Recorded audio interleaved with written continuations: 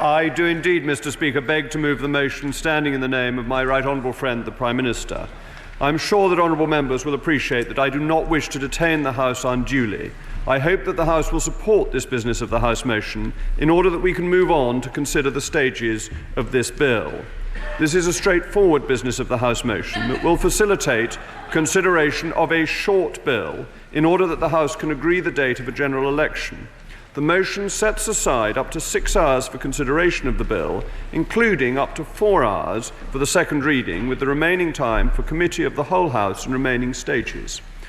In order to have a pre-Christmas election on the 12th of December, this bill will need royal assent by the 5th of November for the House to dissolve just after midnight on the 6th of November.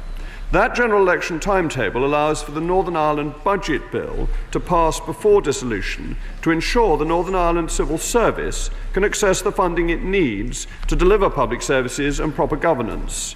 The situation facing a number of Northern Ireland departments has become critical, and the bill is needed to allow the Northern Ireland Civil Service to continue to access the cash needed to deliver public services.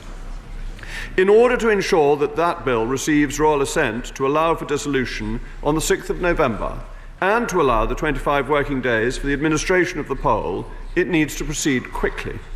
We have therefore proposed in the business motion that all common stages of the bill happen today. The bill that is before the House is only 2 clauses long, so is a very short bill. It is also a simple bill in that it seeks only to set the polling day as the 12th of December. The House should not therefore be disadvantaged by considering all stages of the bill in one day. Turning to the honourable member for Walthamstow's amendment, the government's business motion provides for an efficient timetable for the consideration of this bill, which is a straightforward piece of legislation for an election on the 12th of December.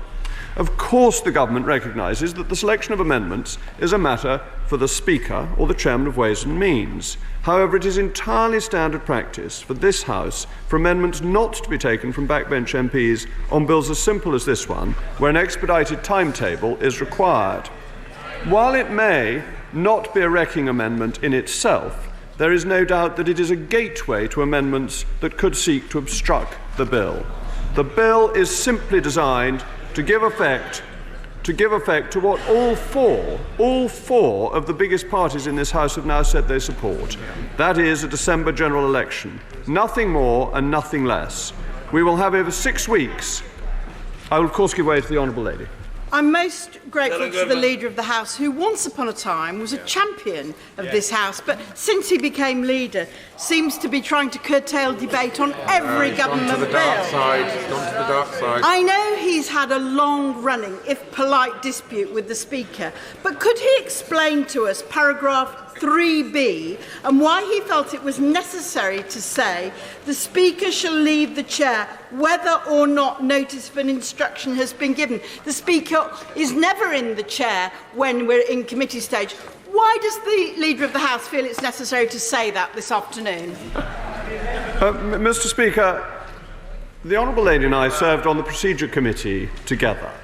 And the honourable lady must be aware that that is completely standard whenever the Speaker leaves the chair to go into committee. It has been standard for decades, if not for centuries. There is nothing unusual in that. And if anyone thinks, Mr. Speaker, that in any way it is a dig at you, they simply don't understand the procedures of this House. And I notice the Speaker is indicating that he is in assent with what I'm saying. So I'm frankly surprised the honourable lady, who is a distinguished member of the Procedure Committee, isn't aware of that basic procedure.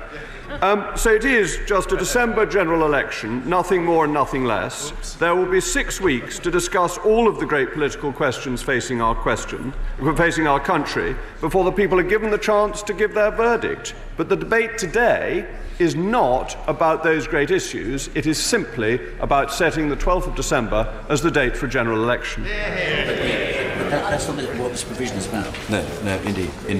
The question